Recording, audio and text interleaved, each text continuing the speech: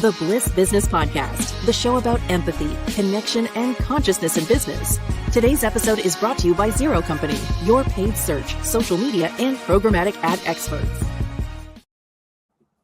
Welcome back to the show, everyone. I'm Steven Zakash with my co-host Mike Liskey and our special guest today. So research on workplace culture continues to show that empathy is a powerful performance driver. And studies have found that employees who experience their leaders as genuinely empathetic are far more likely to report higher engagement, innovation, and loyalty. And at the same time, many leaders still treat empathy as a soft skill or a personality trait rather than a core discipline that shapes how decisions get made. So the question for leaders is not whether empathy matters, but how to practice it in ways that support both human well-being and business performance. So today we are exploring what empathy and leadership looks like in the real world, especially in consumer-facing, community-oriented businesses where every interaction can shape trust for years to come. Mike, introduce our special guest today. Well, Steve, I'd be delighted to. So our guest with us today is Teresa Johnson. You may know her as the CEO of Color Me Mine, the industry-leading paint-your-own pottery franchise. I'm sure we're all familiar with them. Teresa began really her career in HR and in marketing for several companies before even taking a leap back in 2005 and purchasing her first paint-your-own pottery studio. It really was a place that she had was a frequent customer prior to that with her daughter. And then despite having no prior experience, really just jumped right into running a business. And then within a few years, she had grown to 4 studios, co-founded a boat manufacturing business, believe it or not, and was holding down the fort as a single mom. Now, she later became a franchisee with an industry-leading paint and sip brand, Painting with a Twist, adding yet another chapter really to her life as a serial entrepreneur. And then on top of that, in 2021, right, probably right at the height of COVID, Teresa, following acquisitions and leadership changes, Teresa became the co-owner and the CEO of Color Me Mine. And since then, she's led a refresh of the brand for the next generation of franchisees, driving really unprecedented growth in both sales and studio expansion in that time frame. And she likes to describe her true calling as really helping future entrepreneurs discover their passions and guiding them towards success. So, Teresa, we are absolutely delighted to have you on the show with us today. Welcome to the Bliss Business Podcast. Thank you so much for having me. I appreciate the opportunity to be here and share a little bit about my story. So thank you. So, Teresa, when you think about empathy and leadership, what do you wish more leaders understood about what it actually looks like in practice? I think the thing that always comes to mind is the easiest thing I think you can do is incorporate empathy in your leadership. And I guess I kind of start with what is empathy? What is the definition, right? So, because we can call it a lot of different things, but it's really just so simply defined, and common sense approach is just that ability to understand and feel and really appreciate someone else's experience or perspective, but without having to agree with them or take those feelings on as your own, but just being able to see that. It's very simple. I think that's the thing that I always like to talk about is it's really very common sense, very easy to think through, and it can change your life and your organization and your employees and your team of people that are around you. So, and with leadership, that what you just shared there can be a very unique form of thinking. And so I'm curious, Teresa, perhaps maybe where you've seen lack of empathy in leadership and how perhaps you've maybe treated things differently, right? You've built and led businesses in different industries and stages, right? From a single studio that you love visiting with your daughter to, this large, multiple, venture, large system. And then so kind of looking across your experience, where have you really seen instances perhaps of lack of empathy in leadership? That obviously I'm sure maybe creates some real damage. Like, where have you seen that? And then maybe in your own leadership style, what have you done differently because of that?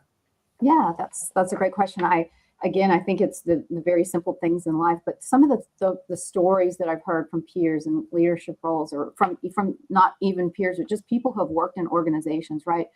I had a friend recently, I was talking to us, and I knew he had left his job, and I said, gosh, it was a great position at a great company that I did business with. And he said, what happened? And he didn't talk about the things you would normally hear from people. Oh, it was, different strategy or compensation plans or benefits or anything. It really boiled down to the fact that his brother died. And after that event in his life, he got a call from his boss, and that was not the first thing that his boss asked him about. And that it's just, wow, that ended a career with a company that he had been at for a very long time. And that story will never change for him, right? Because that was the end of the story. Right. With that 2-minute conversation that he had with someone, and didn't say, hey, how are you doing? How's your family? Is there anything I can do? Again, it's the simple, real conversations, just being real with people. So I've seen it happen more than I like.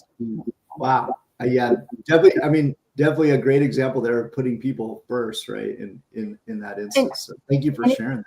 It can go from that to like, here's we're going to have a sales promotion in our company, and where, whoever wins gets the coffee pot or something, and then there's disagreement about, who won the coffee pot. It's just, at the end of the day, it's not about the coffee pot. It's really about how people feel when they're at work, and how they feel treated, and how they feel cared for. So. Yep, absolutely. What advice would you give to a leader who wants to be more empathetic, but really doesn't know where to start? They're maybe used to just sort of what they think the perception of being a leader is, but now, you hear a story like that, like you just told, it's like, this person really does need to start somewhere with the empathetic process, right? Right. In their leadership. I have lots of things that I use or that I think about, but one of the first things is when I'm in conversation with somebody on my team, I'm thinking, how do I ask an open-ended question? Very common sense approach, but like, it's not how are you doing today, right?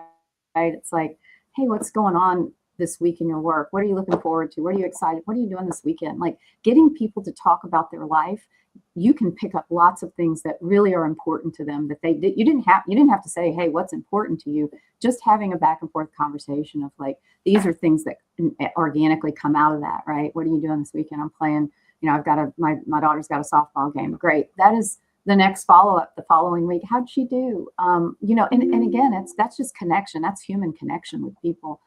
There's nothing pretend about that. That's genuinely being concerned. And I always talk about this with other people. Like, all you have to do when you're in a conversation with someone is say, tell me more, right?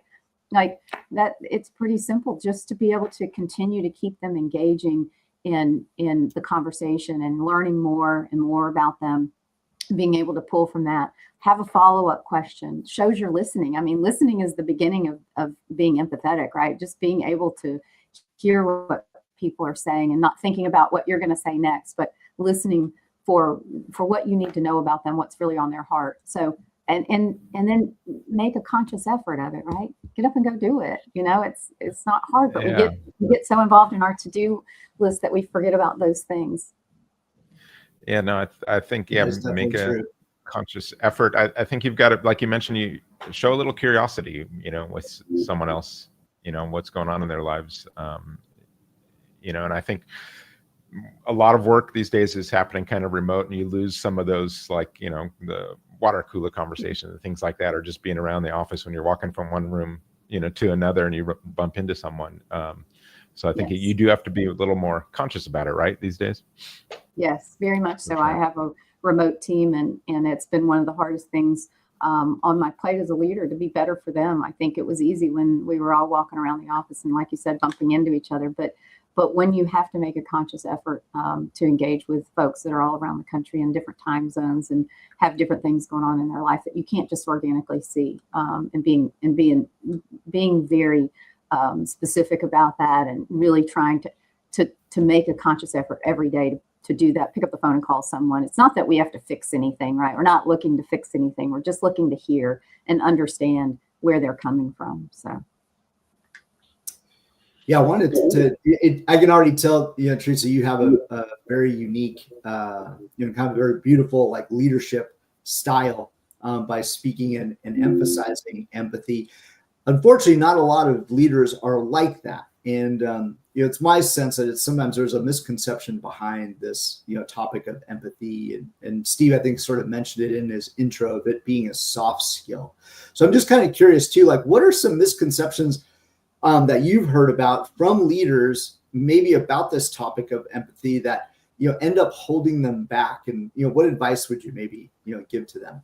Yeah, I think that for a lot of leaders, we're all thinking, oh, if we're empathetic, we're soft, we're not caring about the bottom line or the top line or growth or revenue. And none of those things are true. I just think you can have that part of your spirit as a leader and still drive amazing things in organizations, that you can have both of them. And I think that is the biggest misconception. I spent a lot of my younger career like watching leaders and seeing them not be empathetic with people and thinking that's the only way it can be done, right? Because we're growing up in this, in watching other leaders. And I finally got to the point that I was like, no, I think we can do both of these things really well. In fact, I think they're more combined than they are separate. And so I think that is absolutely the biggest misconception, that is if you're empathetic, you're soft and then can't hold people accountable. And that's just simply not true. I think it all boils down to me, like empathy and leadership kind of starts at the connection of trust and respect, right? You certainly can't do it if you don't have trust and respect, but gaining trust and respect has to do with empathy. So I think they all kind of go hand in hand. And when people respect you and trust you, they're going to open up to you and knowing that there's no recourse for any of that. They're telling you where they're at in the moment, and we can still do business at the end of the day. We can still like, okay, what's our next thing? And it just goes hand in hand for me. But I think that is probably the biggest misconception I see among leaders. Yeah, I would have to agree. Another one I think that ends up happening is maybe perhaps younger in their career is a very good performer, right? They maybe deliver results and they feel like, okay, this is what got me here. So in order for me to stay here or continue to advance, I have to continue to do more of that, and abandoning in some ways almost the human side and not adopting some of these more empathetic tools and developing these skill sets. So really, I guess just around the point that a lot of times what ends up getting us into a leadership role isn't exactly the same thing that's going to have us stay there. Yes.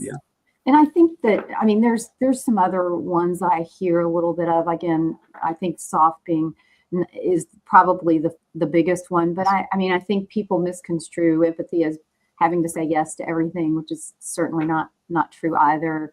Not having policies that's not true, or that it takes a lot of time. Again, I think it takes intention, but I don't think time is the biggest demand in that. I think it's intention. Or maybe being responsible. Like I said, we don't have to fix all the problems or take on any of the problems, but knowing where somebody is today is very important.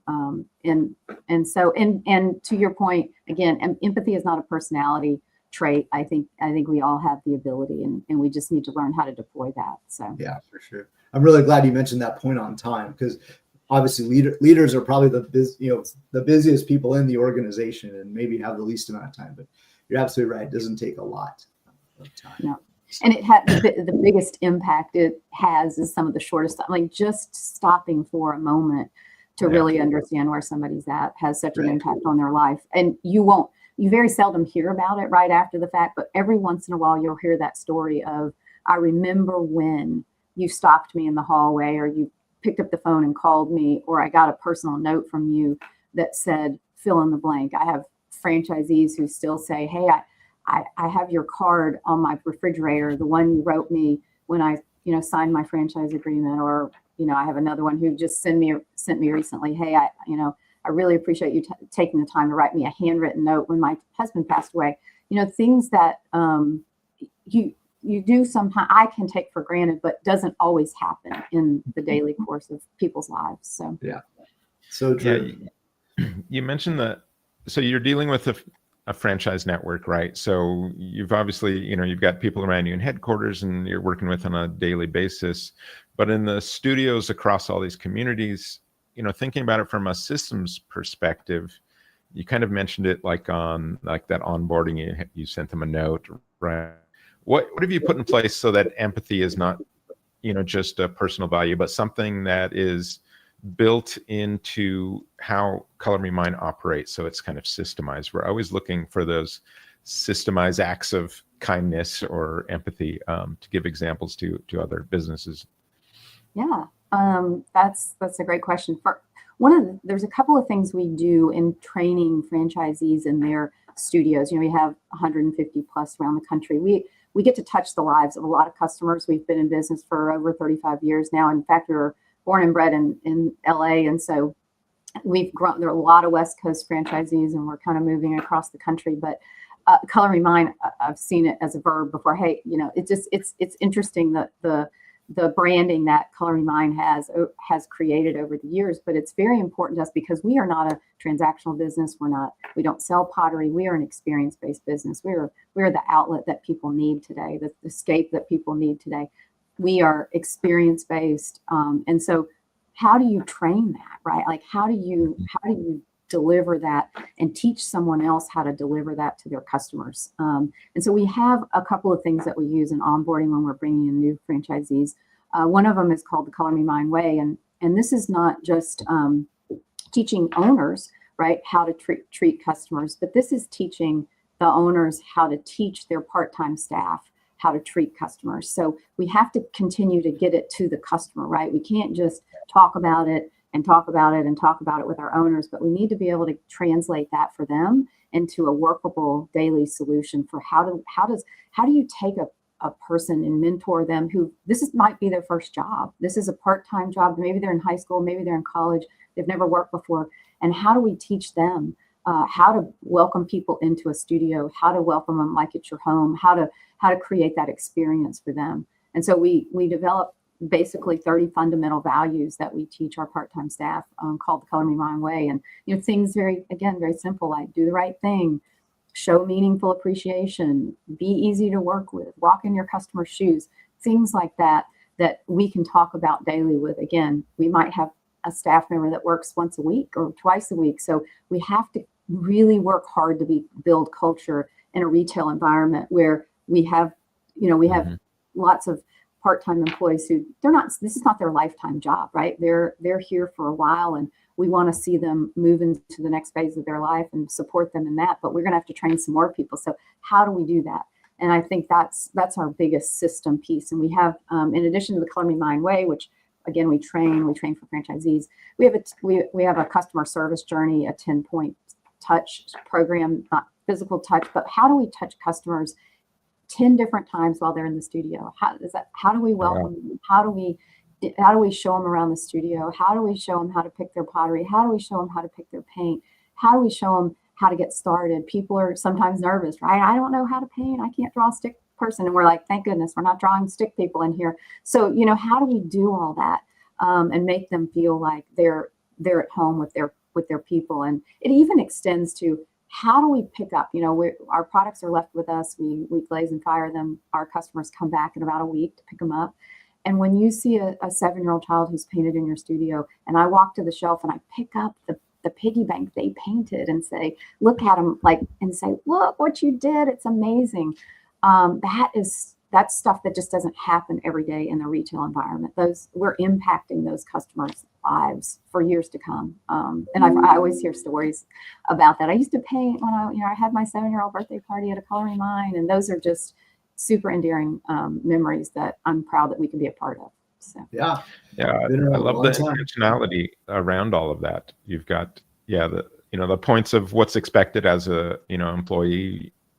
That's very key, because you got to spread this not just to the owners but to everyone that people come in touch with. But then the 10 touch points, right? I mean, it's very empathetic as in regard to like this customer journey as they're going through the interactions with you. And again, that's taking that empathetic process. That's how you build that kind of emotional connection, and that's what everyone wants. That's what gives you job satisfaction too, like you said, when you're handing over like that piggy bank to the child.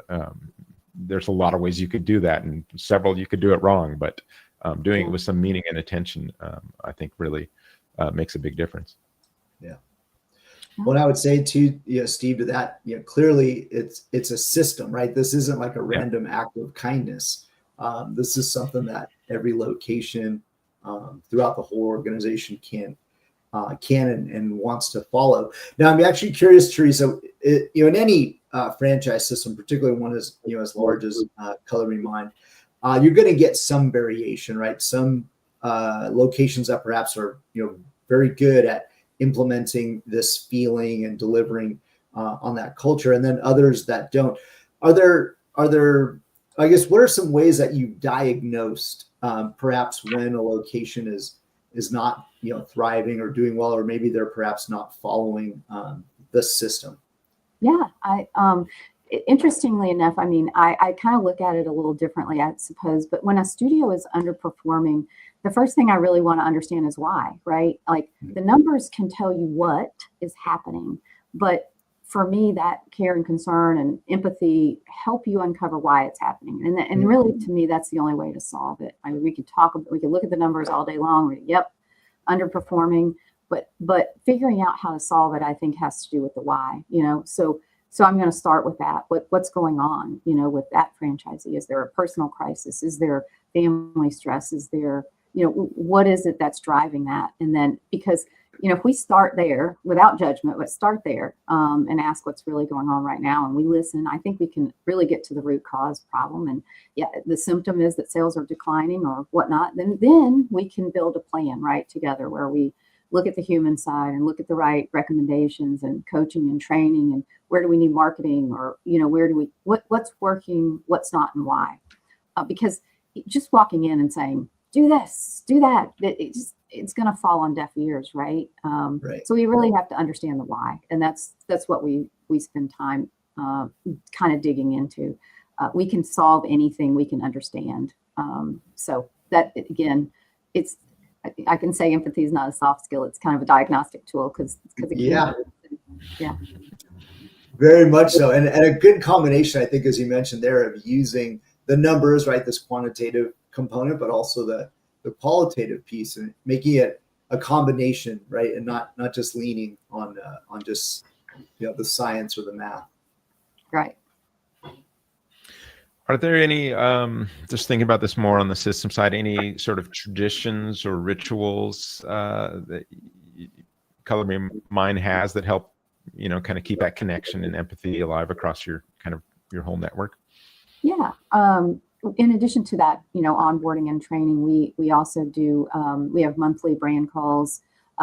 We have weekly calls with new franchisees who are in the build out process, which is probably the most stressful part of that process. But so making sure we're staying engaged and keeping them excited. And you go through these human emotions when you're in a project like this. I'm going to be an entrepreneur. Most of the people that start as franchisees with us, that have never been an entrepreneur before. So this is a brand new skill set. Some of them are coming from corporate America and want to do something different. And so we've got to keep them engaged.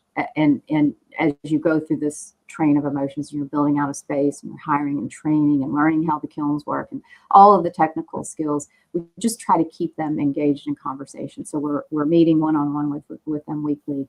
We're having a brand call, which is all brand. Everyone's invited. How are we doing? What's rolling out? What's our next season? What do our studios need to look like for the next season? We have monthly town halls where it's more of a conversation. What's on your mind this month? What's the biggest thing that you're seeing in your studio? Just all of those kinds of things. And we do that also internally with the team. So it's not just about the whole system, but then how do I keep my team engaged? And so some of those things are that we do meetings twice. Again, we're all remote, so we're on twice a week on our internal team calls. And some of the things that happen on those calls, I don't know if you all have ever sang happy birthday on a Zoom call before, but when your team is remote, you have to do that. And it's fun. You should try it sometime if you haven't. I highly recommend it. It never comes out right, but it's really hysterical. But Yeah. And then I do get to see them once a year. We have a once a year planning session in December, which we had last week in New Orleans. And we always do something fun there. And so I think it's just, you really have to try, especially when it's a remote team, to keep folks engaged and excited about what they're doing. So those are some of the rituals we use. Yeah. I think that's so key, right? So that it starts with the leadership, but you're doing things there to really be able to, have that skill set permeate even, to the next layer of leadership. So Teresa, I wanted to jump in to a topic that we really love to discuss on our show. It's actually, a big component of our approach as a marketing agency, and it's the importance of purpose. And when a lot of leaders, they talk about empathy, it could sometimes sound a little bit abstract, or sometimes it may feel like empathy is just all really about behaviors. But really, it's in our experience that sustained empathy usually flows from a clear sense of purpose, about wanting to do, something that's bigger than ourselves. And so I'm just kind of curious, when it comes to Color Me Mine, or even your own leadership, how do you see purposes, playing a role, or what is the role of purpose? Yeah. So for me personally, and I guess that's kind of when I think about how I lead and what I do in my organization, it really boils down to this one thing. I really want to help other people live their dreams. And that is my why. That is my purpose. That fuels what I do. It has for a very long time.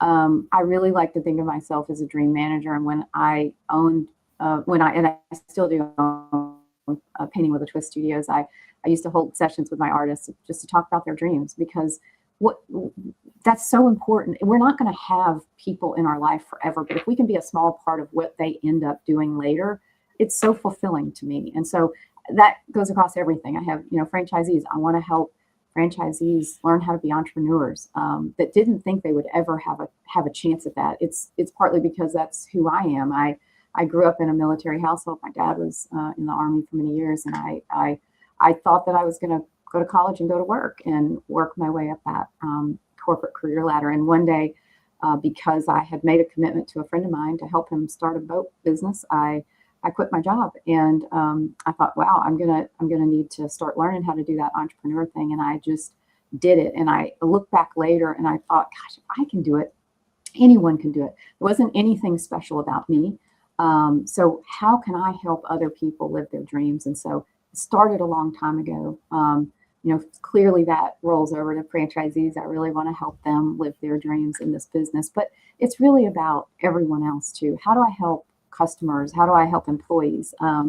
I've always expressed to my employees, like my team, what do you want to do? What do you love doing here? How can I help you move into those roles? One of my favorite stories is as a studio owner, I had a part-time employee who was 17 when she started with me. She had her 7-year-old birthday party at my studio. She turned 17. She wants a job there. She gets hired, and in 3 months she was ready to quit. She was like, I just didn't think I could do it. I didn't think I was good enough. I didn't think I could handle the responsibility. She was convinced she wasn't meant for leadership, but I saw something in her that she hadn't seen in herself. And so I told her she couldn't quit, and basically she wasn't allowed to. And just a few years ago, 10 years passed by, she finished college and was a principal of a high school. And she texted me and said, just the nicest, I'm here. I got my leadership skills from you. I'm here as a leader of this as a principal of this high school because you believed in me before I believed in myself. And those are just powerful things. And I think that the power of believing in people around you and helping them get to wherever they want to go is very life fulfilling for me personally. So that's the way I want to be with my customers, my franchisees, my employees, is just a dream maker for them. So dream manager. So I love that. Dream maker, manager is perfect. I was actually, curious too. So it sounds like you're very aligned with your purpose in your leadership, but a lot of leaders, they really struggle when it comes to this. So perhaps maybe what advice or maybe what experience, would you be able to share with a younger leader or a leader who feels like hey, my work style is one way or my leadership style is one way, but it just feels really misaligned with their deeper purpose. Perhaps they're a bit afraid of making changes. What would you tell them? I think it's really you have to start with that purpose piece, because if you're just going through the motions, it's never going to be fulfilling in that way, right? So if it isn't you're not in a leadership role in the current place or space or organization, then you have to find that first. What is it that I'm passionate about? What is it that's my purpose? Because it's easy then, right? You don't even think about it. It's second nature. You know what your purpose is. I'm here to help other people. I'm going to do that. I'm also going to grow this organization at the same time. I don't have to stop and think about my decisions. They come natural, right? Because it's just, I'm here in this place for this purpose. And so I think it's figuring out that why, and finding that place that you can deliver that why and live that why, because that's what's going to ultimately make you successful at the end of the day. I love that point. And it's so true, right? You may even need to go through a purpose workshop or something like that, right? To find that out. But yeah, it's so gratifying. All right. We've got a audience question here. Let's bring that up from LinkedIn. If you could snapshot Color Me Mine in 10 years, what would you hope it stands for beyond being a well-known franchise? I want it to be the happy place, right? Like I want people to be there, like, and I think that it is, but I want it to continue to deliver on that. It's the place you go when you need to escape the cares of the world. I still want it to provide that for the community for a very long time to come, and that would make me fulfilled. But that's what I hear a lot from franchisees who come to us. They're looking to provide that community place for folks, and that it's not only creative, but it connects people. But it's really about that community and creating that community people. So that's what I want Color Me Mine to deliver into the future, is to be that community place. And I think, like, to do that, you've kind of got to audit your business according to that happy place. Like, every little part of it is like, well, what are we doing that's not in accordance with that, right? Right. And that's really, like, when we talk about, our bliss and building love into, systems, it's this auditing process toward, some sort of purpose like that. So I can imagine, like, for the next 10 years, it's just always asking that question. And, little by little, as I always say, a little builds a lot. And that's when you really kind of get there with some of that momentum to be that happy place, right? Yes. So a question we ask quite a bit on the show is some form of this, is what role does love play or should it play in business? Yeah. I think that's really a great question. When I think about love in leadership, again, I don't think of it as a soft skill. I think of it as, how do you consistently show up for people? Love is a verb in business. It's a presence, it's care, it's follow through. It's how people feel after they interact with you, really, right? Like, at the end of the day, that's what it's about, the feeling they have when they walk away. And so for my team, again, some of the things that I try to incorporate, it's handwritten birthday cards. It's checking in when somebody's going through a tough time. It's silly Zoom celebrations. It's honest feedback. I think to be unclear with your team about performance and expectations is to be unkind. Like, you have to be clear. You have to be able to have the hard conversations. But loving and having love in leadership and having those conversations aren't mutually exclusive. I think they go together, in my opinion. I think loving is being honest and giving honest feedback for folks. So for my franchisees, love is partnership, right? Like, it's answering the phone when somebody's got a problem. It's like, you're not alone. Telling a franchisee you're not alone. We're figuring this out together. It's walking, like we talked about, underperformance. Like, again, we're not blaming, we're not pointing at the numbers, we're asking why. Building systems and playbooks for them, that's love, right? They don't need to reinvent the wheel. It's seeing the person behind the P&L and supporting their dreams and not just their business. And then for guests, again, that, it definitely, I want Color Me Mine to be this place, this community.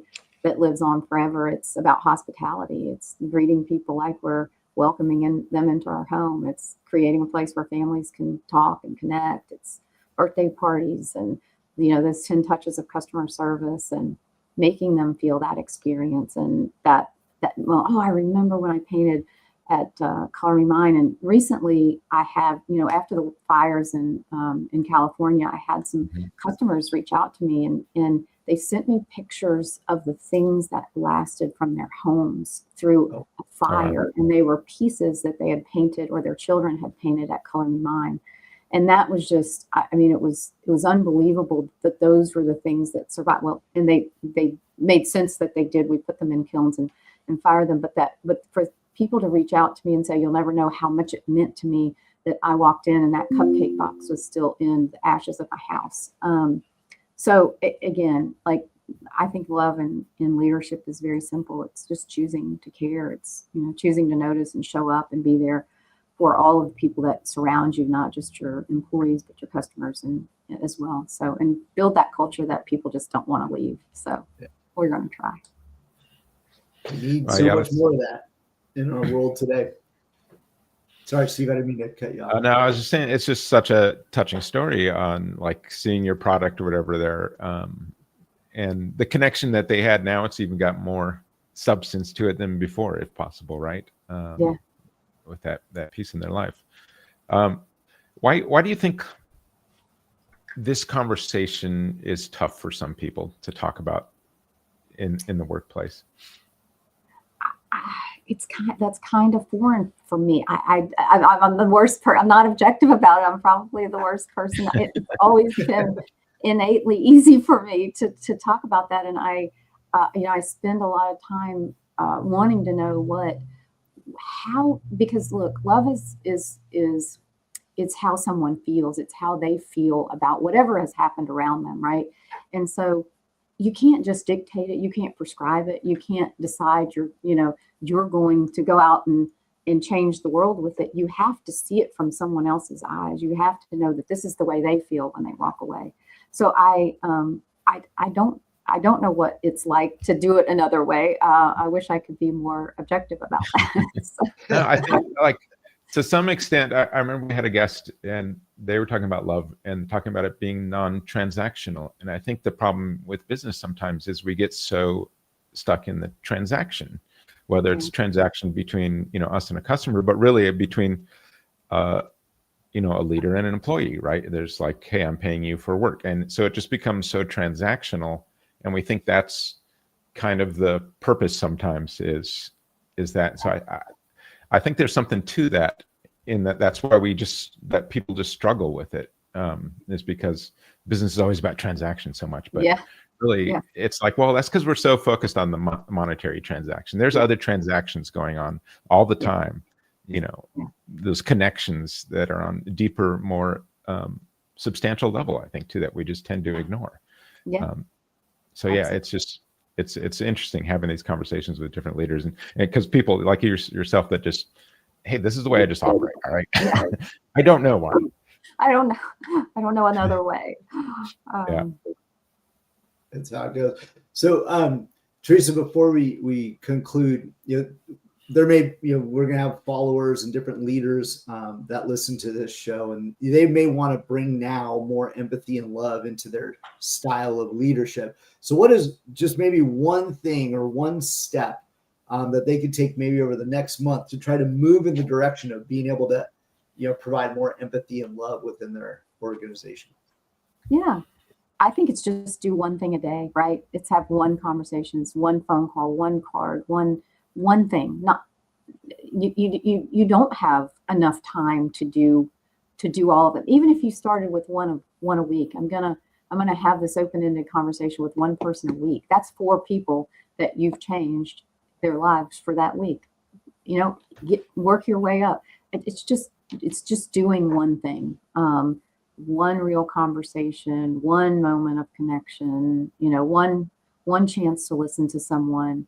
And if that's once a week and in a year it becomes once a day, like it just do one thing. I mean, it's.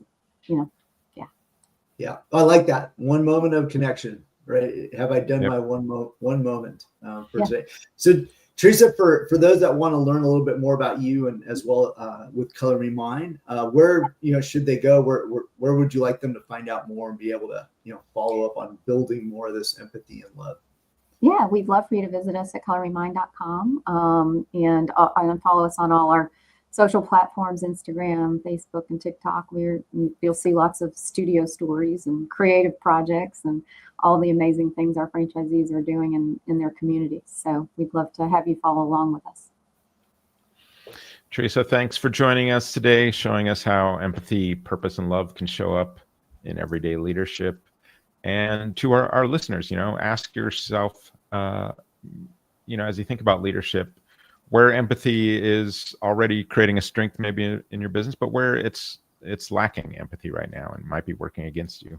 And thank you for joining us, and we'll see you next time on the Bliss Business Podcast. Thank you all for having me.